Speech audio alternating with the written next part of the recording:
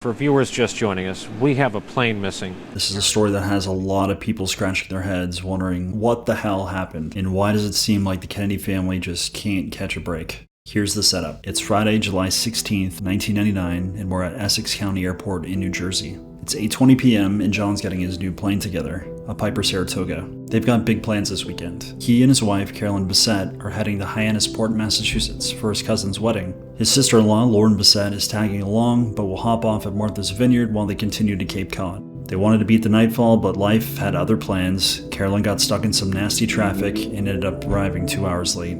At 8:38 p.m., they finally hit the New Jersey skies, heading east. Like many private pilots, Kennedy is flying under visual flight rules, or VFR. It's all about keeping your eyes peeled, staying clear of clouds, and using the horizon to keep the plane level. More or less, you're avoiding hitting things a lot like you do when you're driving your car. This works when the weather's good, but if it changes, it can become a real problem. At this point of the flight, they're leaving the mainland behind as they cruise east along the coast, over the Long Island Sound to line up for Martha's Vineyard.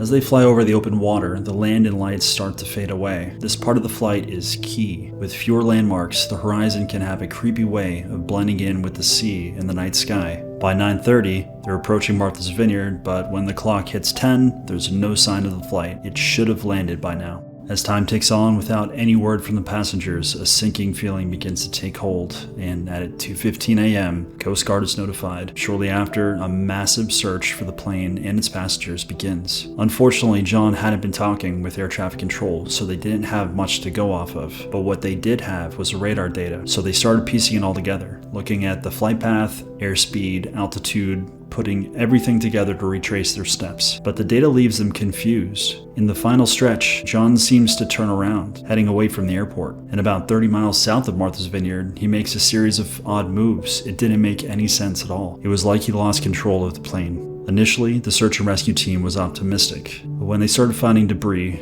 they prepared for the worst. A NOAA vessel confirmed everyone's fears when they discovered the sunken wreckage using sonar. Shortly after, Navy divers were able to recover it, along with the bodies of all 3 passengers. The initial search was now over, but the search for how this could have happened begins. They pieced the aircraft back together, and mechanically, it's all good. It was working as expected before it hit the water. In the end, the NTSB investigation concludes the plane crash was due to pilot error, specifically spatial disorientation, a mind-bending phenomenon that can trick a pilot into thinking they're climbing, descending, or banking, or the opposite when they're not. Another major factor was experience. In his new plane, John only had 3 hours of flight time without an instructor, with only 48 minutes of that time at night. He was a good pilot, but at night he had a tendency to get behind. And if there wasn't a clear horizon to guide him, he could get into real trouble. His instructor knew this and offered to fly with him on the day of the crash. He was adamant. He wanted to do this one alone. In the final moments, it's believed John finally realized what was happening and desperately tried to pull up and avoid hitting the water, but it was too late. They crashed into the Atlantic just 7.5 miles from their destination, killing all 3 on impact. The nation was shocked, mourning yet another Kennedy tragedy. The Bessette family is hit even harder, losing 2 daughters, leaving only Lisa, Lauren's twin, behind. Pilots were baffled. They didn't understand why he didn't turn around or land somewhere with better weather. I mean, I was even stuck in Boston for over 2 hours that same night because of fog.